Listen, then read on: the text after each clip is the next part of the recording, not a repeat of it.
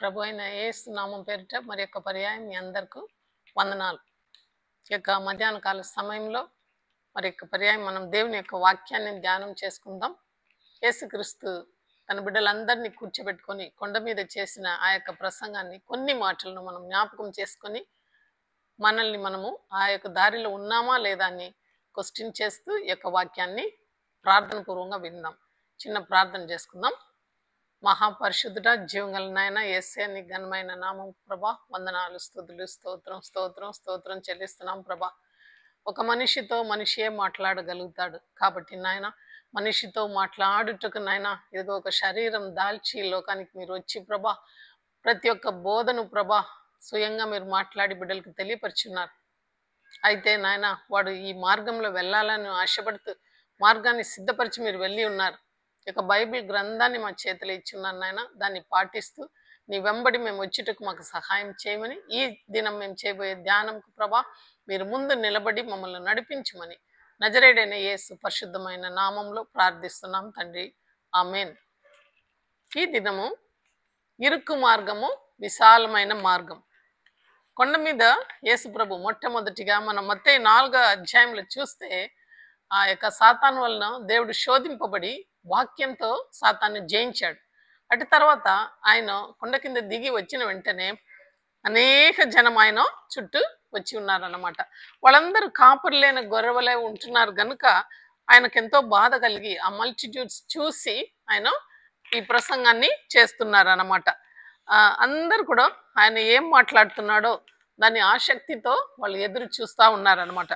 అక్కడ చూసినప్పుడు కొన్ని మాటలు ఆయన తెలియపరిచి కడపటిగా ఏమంటున్నాడంటే, ఇదిగో 2 మార్గములు మీ ఎదుట ఉంటున్నది, ఇరుకు ద్వారం గుండా ప్రవేశించేవాడు నాశనానికి వెళుతున్నాడు, అయితే విశాలమైన ఇరుకు గుండా మార్గం గుండా వెళ్ళేవాడు నాశనంకు వెళ్ళడు, అయితే విశాలమైన మార్గం గుండా వెళ్ళేవాడు నాశనానికి వెళుతాడనే మాట కడపటిగా చెప్తాడనమాట. కాబట్టి ఈ దినం ధ్యానం చేయాల, ఇరుకు మార్గం ఏంటి, విశాలమైన మార్గం ఏంటి. మొట్టమొదటిగా మనం విశాలమైన మార్గం గురించి మాట్లాడతాం అనమాట. ఈ యొక్క కొండ మీద ప్రసంగంలో విశాలమైన మార్గము తేట తెలియగా ఆయన ప్రజలకు తెలియపరిచి ఉన్నారు.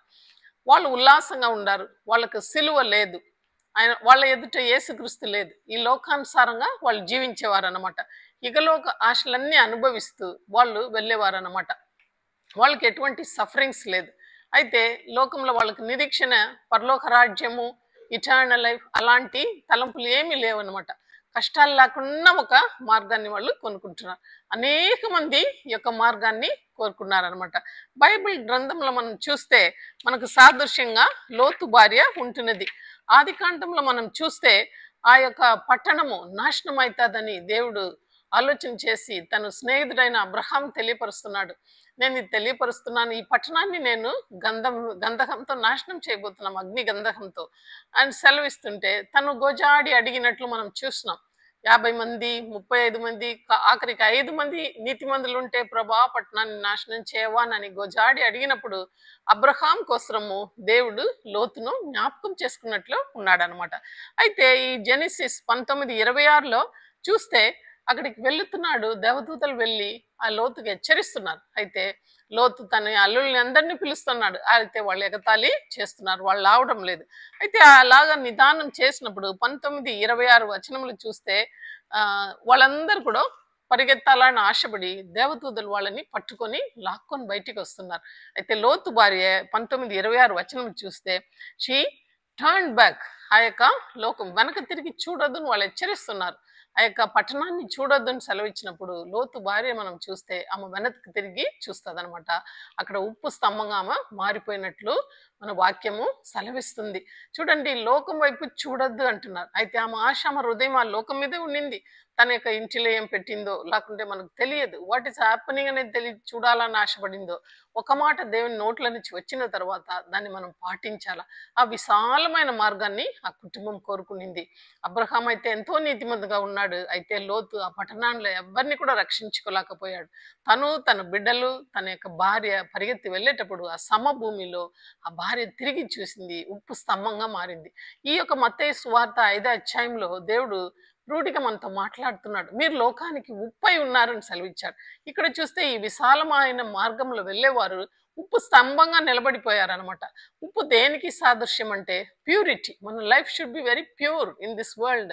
మనం ఇతరులకు వేరుపారి కనబడాలన్నమాట. అంతేకాకుండా ప్రిజర్వేషన్ అంటే మనం ఏదైనా ఊరుగా వేయాలా, ఏదైనా నిలవబెట్టుకోవాలంటే అది మాంసం కానివ్వండి, ఏదైనా కూరగాయలు నిలవబెట్టుకోవాలా ఎక్కువ అంటే ఎక్కువ దినాలు ఉప్పు వేస్తారనమాట. ఆ సారవంతంగా ఉంటున్నది. ఒకదానికి రుచి కలిగించాలంటే ఉప్పే వాడతారు. కాబట్టి క్రైస్తవ జీవితంలో మనం ఉప్పు వేయబడినగా ఉండాలి.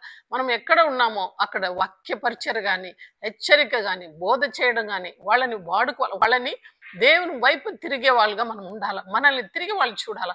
You should set apart your life. ఆయన కోసం మనం నిలబడే స్థితిలో మనం ఉండాలన్నమాట.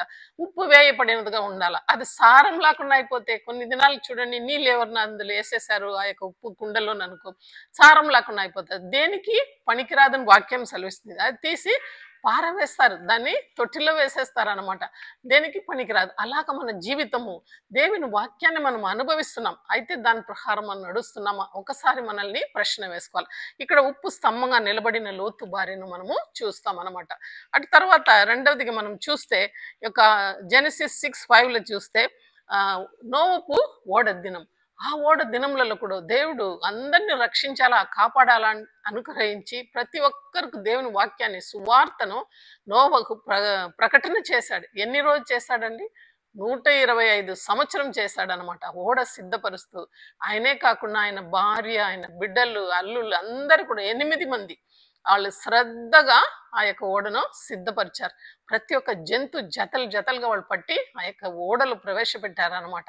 ఎంత కష్టమైంటే చూడండి, ఒక్కొక్క జంతువులను పోషించాలంటే వాటికి కావాల్సిన సామాను కావాలా, ఏనుగుకి ఏం కావాలనో దాన్ని చూడాలా, సింహానికి ఏం కావాలనో దాన్ని స్టాక్ పెట్టుకోవాలా, అలాగనే పాముకి ఏం కావాలనో, చిత్తపులికి ఏం కావాలనో, కోళ్ళకి ఏం కావాలనో, పక్షులకి ఏం కావాలనో సమస్తము ఓపికతో సిద్ధపరుస్తూ ఆ పెద్ద ఓడ దేవుడు ఏమైతే ఆ నిర్మాణం ఏ రీతిగా చేయాలని చెప్పాడు ఆ రీతిగా చేసి జతలు జతలుగా ఎంత కష్టపడి ఒకవైపు అది చేస్తూ ఇటువైపు వర్షం వస్తుంది, మీరందరూ కొట్టుకుపోతారు, దయచేసి ప్రభుని నమ్మండి అని ఆయన హెచ్చరిస్తే ఎవరు కూడా ఖాతరు చేయలే. 125 సంవత్సరం వాక్య పరిచయం జరిగింది.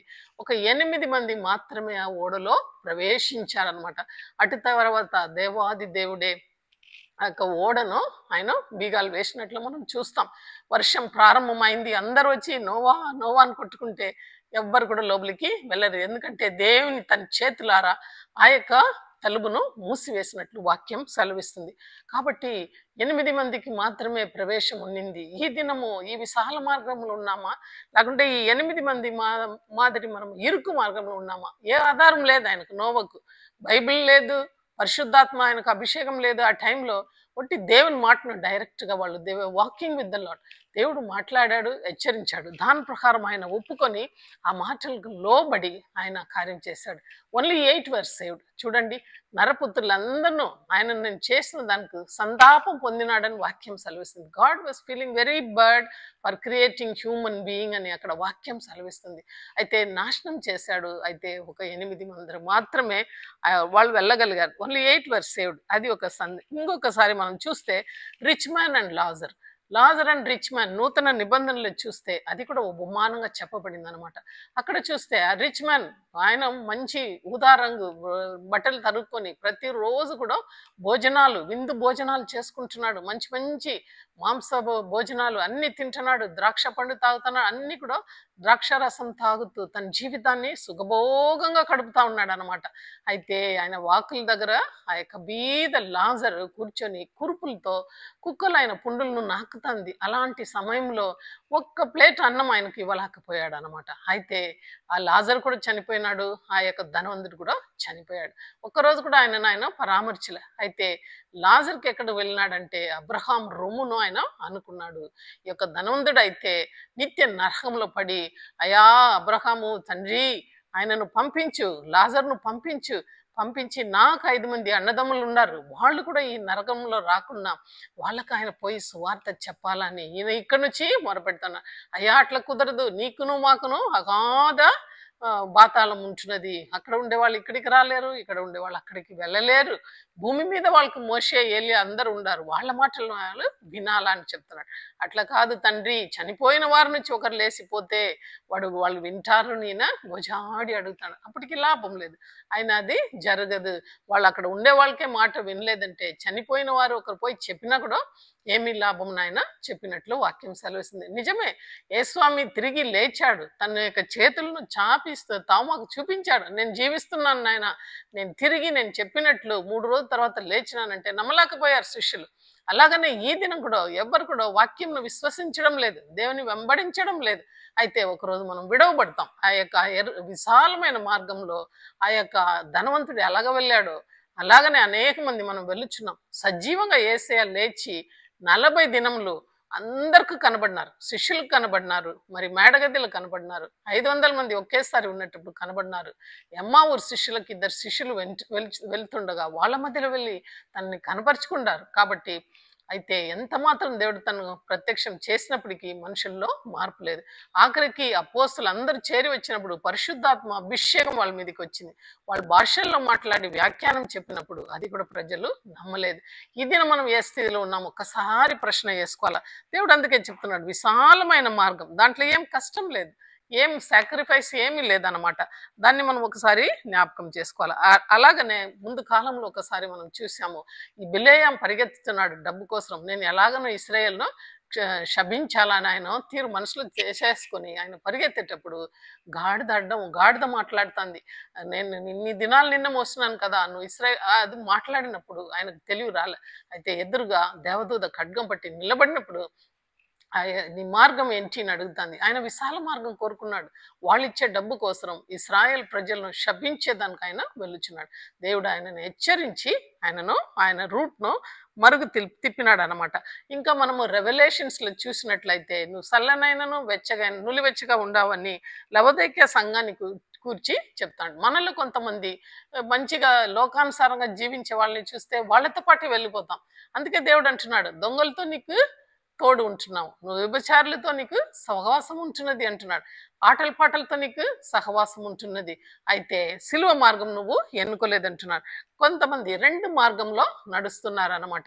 అటు లోకానుసారంగా వైపు ఎవరైనా కనబడితే అన్యజనులు కానివ్వండి, క్రైస్తవులే కానివ్వండి, ఆటలు పాటలు అన్నీ ఉంటాయి.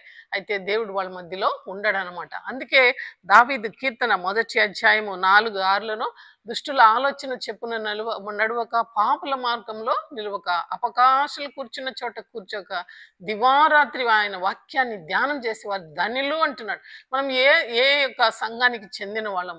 అల్లరితో కూడిన ఆటపాటలతో కూర్చున్నామా? ఒకసారి మనల్ని మనం ప్రశ్న వేసుకుందాం. అక్కడ చూస్తే ఈ లవోదికయ సంఘము చల్లనైనను వెచ్చగైనను నులివెచ్చగా మనం వెళుతున్నాం. అనేక మంది సినిమాలకు పోవాలంటే ముందు ఉంటారు. అట్ ద సేమ్ టైం ఒకవేళ వాక్య పరిచయం అంటే అక్కడికి వెళ్తారు. ఆరాధనలు ఆదివారం వెళ్తున్నారు. మరి ఇక్కడ ఉండేటప్పుడు దేవుని కార్యానికి లోకానుసారమైన కార్యాల్లో ఉంటున్నారు. 2 మతంలో నడుస్తున్నాం. అందుకే మోషే ఒక మాట, చక్కని మాట చెప్తున్నాడు అన్నమాట డ్యూటరానమీలో.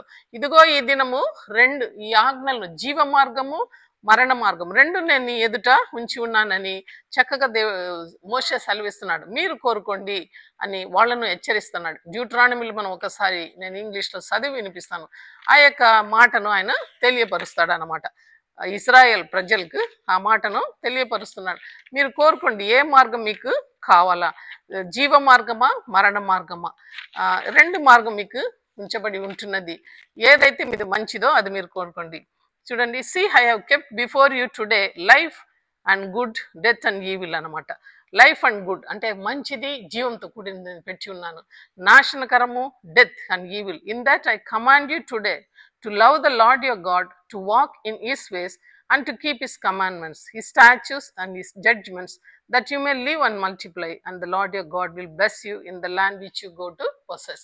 అంటే ఏ యొక్క ఆ కనాన్ను పొసెస్ చేయాలంటే జీవ మార్గము మరణ మార్గము నేను మీ ఎదుట ఉంచి ఉన్నానని కడపటిగా మోషే చనిపోకముందు ఈ మాటను ఆ ప్రజలందరినీ నిలబెట్టి చెప్తున్నాడు. అంతేకాకుండా మన యెహోషువలో కూడా ఆయన కూడా తను టేకప్ చేసినాక మోషే తర్వాత యెహోషువ తీసుకున్నాక ఆయన ఏమంటున్నాడు? కడపటిగా తను చనిపోకముందు ఆయన మాట వినండి ఒక్కసారి. And if it seems evil to you to serve the lord, choose for yourselves this day whom you will serve. whether the gods which your fathers served that were on the other side of the river, or the gods of the Amorites in whose land you dwell. But as for me and my house, we will serve the Lord. ఎంత మంచి తీర్మానం చూడండి. యెహోషువ చెప్తున్నాడు, ఈ దినం నేను మీకు ఒకటి తెలియపరుస్తున్నాను. అమోరీల దేవుళ్ళు మీరు పూజిస్తున్నారా? అయితే నీ పితరులు ఎన్నుకున్న ఆ దేవుడిని పూజిస్తున్నారు. నేనైతే నేనును నా ఇంటి వారును యెహోవానే సేవిస్తామని. ఎంత చక్కని డిక్లరేషన్ చూడండి. కాబట్టి అలాంటి ఒక తీర్మానాన్ని మనం కూడా తీసుకోవాలన్నమాట. 2 మార్గాలు. అలాగనే ఇంకా కూడా చూస్తే మొదటి రాజుల గ్రంథము 18వ అధ్యాయంలో ఏలియా కూడా ఈ మాట, అగ్నిలో కర్మేలు పర్వతంలో దించిన ఏలియా కూడా ఈ మాట చెప్తున్నాడు. ఆయన ఏమంటున్నాడంటే, and Elijah came to all the people and said, how long will you fault between 2 opinions? If the Lord is God, follow him, but if Baal, then follow him. But the people answered him not a word. అక్కడ చూడండి, అందరూ బహాల్ worship లో ఉంటున్నారు. కాబట్టి ఏలియా challenge చేస్తున్నాడు, యెహోవా దేవుడైతే follow him, బహాల్ దేవుడైతే ఆయనను వెంబడిందంటే వీళ్ళు మౌనంగా ఉండారనమాట. అయితే ఏలియా ప్రార్థన చేసి అగ్నిని దించినప్పుడు సాష్టాంగా అందరూ పడి యెహోవా దేవుడే దేవుడని ఒప్పుకున్నారనమాట.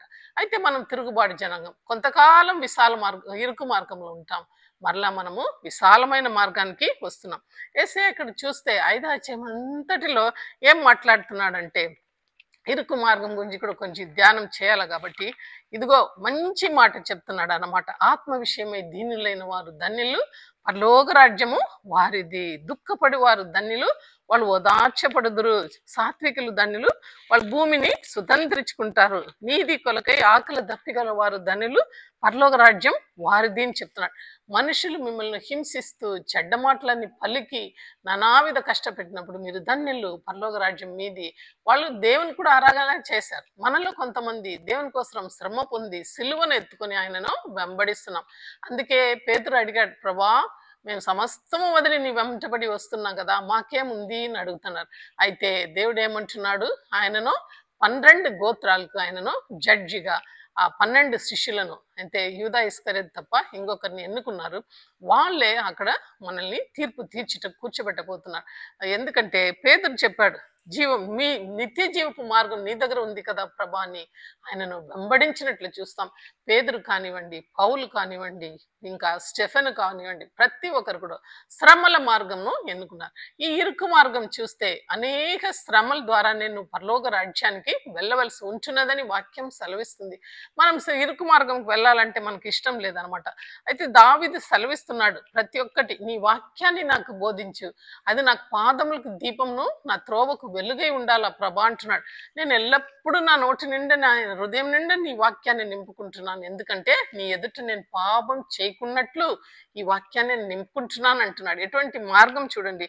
ఇంకా 139:24లో find out is there any evil in my అని దావీదు అడుగుతున్నాడు. అనేక వాక్యాలు చెప్పబడింది. Find out in me is there is any evil అంటే ఛాలెంజ్ చేస్తున్నాడు దావీదు. ఎందుకంటే వాక్యానుసారంగా నడుస్తున్నాడు కాబట్టి. ఇరుకు మార్గంలో ఉంటున్నాడు, విశాల మార్గంలో నాశనం, అయితే ఇరుకు మార్గంలో పరలోక పట్టణానికి మనము వెళ్ళగలుగుతాం. అయితే ఇప్పటి కాల శ్రమ రాబోయే మహిమకు ఎంత మాత్రం ఎన్నతగినవి కాదు. యేసుక్రీస్తు మార్గము ఇరుకు మార్గం. ఆయన చెప్పాడు, I'm the way, the truth and the life. ఏసే మార్గం. దాంట్లో ఆ ఇరుకు మార్గంలో యేసును వెంబడించాలి. ఆశలన్నీ కూడా నువ్వు పక్కన పెట్టాలా. అందరి మాదిరి ఇకలోక ఆశలకు మనం లొంగిపోకూడదు అనమాట ఈ ఇరుకు మార్గంలో. ఎందుకంటే ఈ లోక ఆశ తండ్రికి విరుద్ధమని వాక్యం సెలవిస్తుంది యోహాను సువార్తలు. కాబట్టి గొర్రెలకు ద్వారం నేనే అంటున్నాడు. నా ముందు వచ్చిన వాళ్ళందరూ దోసుకొని పోయేవాళ్ళు దొంగలు అంటున్నారు. కాబట్టి ఆయనే ద్వారం. My sheep will here my voice అంటున్నాడు. నా యొక్క గొర్రెలు నా స్వరం వింటాది అంటున్నాడు దేవుడు. కాబట్టి ఈ దినం ఈ వాక్యాలు చదివేటప్పుడు దేవుడు మనకు సూటిగా మాట్లాడుతున్నాడు. మనను, మన బిడ్డలు, మన బిడ్డల అందరికీ ఈ మార్గాన్ని నేర్పాల. చాలా మటుకు ఇప్పుడు అందరంటే ఫాస్ట్ ఫుడ్ మాదిరి, ఫాస్ట్ మ్యూజిక్, ఫాస్ట్ డాన్స్ అన్ని ఫాస్ట్గా జరిగిపోవాలి. ఇన్స్టంట్ కాఫీ అంటాం కదా, అలాగనే ఇన్స్టంట్ వాక్యం కూడా చాలా తేలిగా ఉంటుంది. లోతైన సత్యాలు, మారు మనసు పొందండి, లేకుంటే సర్ప సంతానం అని గద్దించే మాటలు ఈ దినంలో ఎవరు కూడా ఇష్టపడరు. కంఫర్టబుల్గా ఉంటారు, మీకు ఆశీర్వాదాలు వస్తాయంటే ఆ వాక్యాలు బాగుంటాయి. కాబట్టి ఇరుకు మార్గం అనేటప్పుడు మనం ధ్యానం చేయాలా. నేను సిలువను ఎత్తుకున్నానా? పౌలు సెలవిస్తున్నాడు, నేను క్రీస్తుతో పాటి నా ఆశలు ఇచ్చలు శరీరం అంతా కూడా క్రీస్తుతో పాటు సిలువ వేయబడి ఉంది అంటున్నాడు. అయితే జీవించేది నేను కాదు కానీ నాలో ఉన్న క్రీస్తు అంటున్నాడు. ఎవరైనా తిట్టినారా? నన్ను కాదు, అయ్యే వాళ్ళు దేవునే తిట్టుకుంటున్నారు అని వెళ్తాడు. There will not be any I అనే కాన్సెప్ట్ అక్కడ లేదు. ఏసే అనే సమస్తమని సిలువ వైపు చూస్తూ ఆయన ముందుకు వెళ్ళుచున్నాడు అనమాట. అదనమాట ఇరుకు మార్గం. కాబట్టి ఈ ఇరుకు మార్గంలో ప్రవేశపెట్టిన మనం ప్రతి ఒక్కరు కూడా కడపటి వరకు దాన్ని మనం పొందుకోవాలంటే మన రక్షణని కాపాడుకోవాలా. దేవుడు చెప్పాడు, ఒకసారి యేస్వామిని మనం నమ్ముకున్న తర్వాత ఆయన ముద్ర వేస్తాడనమాట. ఎఫెసీ పత్రికలో మనం 3 కార్యాలు చూస్తాం. మొట్టమొదటిగా ఏమంటున్నాడంటే, తండ్రి క్రీస్తు యేసులో మనల్ని ప్రణాళికగా ఎంచుకున్నాడు. రెండవదిగా క్రీస్తు యేసు తన రక్తంలో మనల్ని కడిగాడు. మూడవదిగా పరిశుద్ధాత్మ మన మీద ముద్ర వేశాడు. We have been sealed by the holy spirit. అయితే మధ్యలో మనం కాలు కడుక్కోవాలి అప్పుడప్పుడు. ఎందుకంటే చిన్న చిన్న పాపాలు, కొన్ని తొందరగా చిక్కులు పెట్టి కొన్ని పాపాలు ఉన్నాయి. అటువంటి అబద్ధం ఆడతాం కొన్నిసార్లు మనము చూడనివి చూస్తాం అనమాట టీవీలో. అలాంటివన్నీ చేసినప్పుడు వెంటనే వెళ్ళి, ప్రభా నన్ను క్షమించు, నీ యొక్క నిర్మలమైన హృదయాన్ని నాకు దయచేయి ప్రభా. దావీదు అలాగ అడిగాడు కదా 51 కీర్తనలో. అలాగా మనం అడిగి కాళ్ళను కడుక్కోవాలి. అందుకే దేవుడు చెప్పినాడు, ముందుగా మూలిగిన వానికి తన పాదం మాత్రం కడిగితే చాలు అన్నాడు అనమాట. We have been saved by the Lord Jesus. Until we reach heaven, we need to wash our feet now and then. ఎప్పుడైతే పాపం చేస్తున్నామో, ఎవడైనా నాలో పాపం లేనివాడైతే ఆయన అబద్ధం చెప్పినట్లు అనమాట. క్రీస్తు యేసు ఎంతగానో నమ్మతగిన వాడు. మరలా మనం వెళ్ళినప్పుడు ఆ ఇమానుయేలు రక్తంలో మనం మూలిగి తేలాలన్నమాట. మనల్ని కడుక్కోవాల ప్రతి నిత్యము. ఈ ఇరుకు మార్గం పరలోక రాజ్యానికి మనల్ని చేరుస్తుంది. ఆ ఇరుకు మార్గంలో ప్రవేశించేది కొంతమంది మాత్రమే. ఎంతో మంది వెళ్ళారు. యేస్వామి ఉపదేశం చేసినప్పుడు అందరూ చాలా బాగుంది విన్నారు. కానీ కొంతమంది నా రక్తం తిని నా మాంసం త్రాగిన ఎడల మీకు నాతో స్థానం ఉంటున్నది అనేటప్పుడు ఇది కఠినమైన బోధ అని కొంతమంది వెనక వెళ్ళిపోయినారు అనమాట. అయితే మీరు కూడా వెళ్ళిపోతారా అని శిష్యులను అడిగినప్పుడు పేతురు చెప్తున్నాడు, మేము ఎక్కడికి వెళ్ళగలుగుతాం ప్రభా, నిత్య జీవ మార్గం నీ దగ్గర ఉంది కదా అని సెలవిస్తున్నాడు. మనం కూడా అంతే. మనం ఎప్పుడైతే 12 హెబ్రీ పత్రిక 12లో సెలవిస్తుంది, మనం ఓపికతో క్రీస్తు వైపు మనం చూసుకొని మన ఎదుట ఉంచబడిన పందెంలో ఓపికతో పరిగెత్తాల. ఆయన వైపే చూడాల. ఆయన ఇప్పటి కాల శ్రమను దేవుడు ఎన్నుకోలేదు. ఎందుకంటే తనకు మహిమ కిరీటం ఇవ్వబడతాను, తండ్రి కుడిపాసం దగ్గర వెళ్ళి కూర్చుంటున్నాడనే ఒక నిరీక్షణ గలవారై ఆయన మన కోసం దిగి వచ్చాడనమాట. కాబట్టి మనము రక్తం చింతినంతగా మనకు కష్టం లేదు ఇరుకు మార్గంలో. అయినప్పటికీ ఈ దినాల్లో, కడపటి దినాల్లో అనేక శ్రమలు క్రిస్టియన్స్కి రాబోతున్నది. అయితే మన పరీక్ష, ఆ యొక్క అగ్ని పరీక్షకు తట్టుకొని నిలబడతాదా మనం ఆలోచన చేయాలా. మన భక్తి లోతుగా ఉంటున్నదా, లేకుంటే పై భక్తిగా ఉంటున్నదా? శోధనలు వచ్చినప్పుడే మన భక్తి ఏ రీతిగా ఉంటున్నదని మనము రూఢిగా నిరూపించగలుగుతాం. ఈ యొక్క మత్తయి సువార్తలో ఆఖరికి ఒక మాట చెప్తున్నాడు, ఈ నా మాట విని దాని చెప్పు చేయువాడు బండ మీద తన ఇల్లు కట్టిన పోలు వారై ఉంటున్నాం. వాన వీసెను, వరద కురిచెను ఆ ఇంటి మీద, అయితే అది ఆ ఇల్లు కూలిపడలేదనమాట. అయితే ఈ మాట విని దాని ప్రకారం చేయని వారు ఇసుక మీద తన ఇల్లును కట్టిన వారై ఉంటును. వాన వచ్చును, అయితే వరద వచ్చి అయితే ఇంటి మీద పడినప్పుడు అది కూలిపోతుంది అనమాట. God is keeping 2 example there. ఇరుకు మార్గంలో మనము ప్రవేశించే వాళ్ళు కొద్దిమంది, విశాలమైన మార్గంలో వెళ్ళేవారు ఎక్కువ మందిని చూపిస్తున్నాడు. At the end he is telling the house that has been built on the rock and the house that has been built on the sand. ఇంకా మధ్యలో ఆయన మాట్లాడుతూ నీ ఫలం ఎలాగా ఉంటున్నది, నువ్వు మంచి చెట్ట, నువ్వు చెడ్డ చెట్ట, మంచి నీటి ఊటన, చెడ్డ నీటి ఊటన, అన్ని కూడా మనకు తేటతెలిగా సెలవిస్తున్నాడు. కాబట్టి ఆ వాక్యాలన్నీ మనం చదివినప్పుడు వేర్ డు వి స్టాండ్, మనం ఎక్కడ నిలబడతామని ఒకసారి ప్రశ్నలు వేసుకొని మన మార్గాన్ని దేవునికి అప్పచెప్తాం. ఏషియా 55లో ఒక చక్కని మార్గం చెప్తున్నాడు దేవుడు. My thoughts are higher than your thoughts. నా యొక్క తలంపులు మీ తలంపుల కంటే అది ఉన్నతమైనది అంటున్నాడు. కాబట్టి ఆయన తలంపులకు మనం అప్పచెప్తాం. ఆయన చిత్తానికి అప్పచెప్పి సిలువను మోస్తూ ఆయనను మనము వెంబడిస్తాం. ప్రతి ఒక్కటిని కూడా ఈ లోకంలో మనము క్రీస్తు కంటేనో తక్కువనే, ఏది కూడా క్రీస్తు కంటేనో తక్కువ. ఎందుకంటే తను ప్రాణాన్ని ఇచ్చి రక్తం ఇచ్చి మనల్ని ఆయన కొనుక్కున్నాడు. మనం ఆయన బిడ్డలం. కాబట్టి ఆయన రాజ్యంలో చేరుటకు ఇరుకు మార్గాన్ని కోలుకొని అనేక మందిని మార్గంలో నడిపించాలని దేవుడు మనల్ని హెచ్చరిస్తున్నాడు. ఇవ్వబడిన సమయాన్ని బట్టి దేవునికి వందనాలు, స్తుతులు, స్తోత్రం. చిన్న ప్రార్థన చేసుకుందాం. స్తుతులకు పాత్రుడైన మా గొప్ప పరలోక తండ్రి, యేసయ్య నీ ఘనమైన నామంకు వందనాలు ప్రభా. అనేక మందికి ఈ సత్యాలు తెలియదు ప్రభా. గ్రంథం చేతిలో ఉన్నప్పటికీ వాళ్ళు దాన్ని చదవలేరు ప్రభా. గుడ్డితనాన్ని ఈ లోకంలో ఉన్న సాతాను కలుగజేసి ఉంటున్నది. మాకైతే ప్రభా, ఇదిగో ప్రభా, నిన్ను వెంబడించాలన్న తపన మాతో ఉంటున్నది నాయన. అయ్యా, అనేక మంది ఈ మార్గం గుండా వెళ్ళాలని మేము ఆశపడుతున్నాం. ఇదిగో కడపటి దినములలో మేము ఉంటున్నాం. అనేక సూచ్య క్రియలు ప్రభా, నీ రాకడకు సంబంధమైన నాయన క్రియలు జరుగుతున్నాయి ప్రభా. మేము చుట్టూ చూస్తున్నాం. అయితే సిద్ధపాటు లేకుండా 5 మంది కండిగలు ప్రభా తలుపు తట్టారు. అప్పటికే ఇరుకు మార్గం మూతవేయబడింది ప్రభా. అలాగ కాకుండా నాయన, మాకు నేడే సమయం ఉన్నప్పుడే ప్రభా, మేము ఇరుగు మార్గంలో వెళ్ళి అనేక మందిని ఈ మార్గంలో నడిపించుటకు, సాధనంగా మేము నిలబడుటకు నీ పరిశుద్ధాత్మ శక్తిని మా అందరి మీద విడుదల చేసి ప్రభా, ఒక్కొక్క బిడ్డను స్థిరపరచమని నజరేడైన యేసు పరిశుద్ధమైన నామంలో ప్రార్థిస్తున్నాను తండ్రి. ఆమేన్.